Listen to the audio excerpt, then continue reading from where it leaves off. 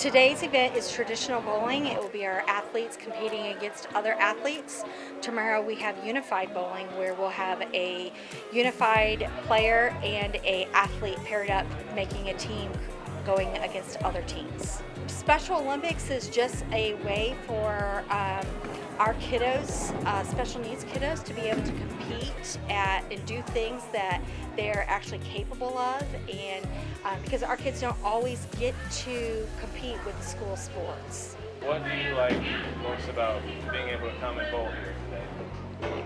I get out of class, it's fun. Just the smiles, the joys, the high fives, see the excitement in their face of, being able to do a sport and getting out of school and doing sports like the other kids do. Do you expect to do well today? No, just came in for fun. My building here will be doing unified basketball. It's 3-on-3 basketball games. We have unified bocce. We have traditional track and field. We'll go to winter games and state summer games.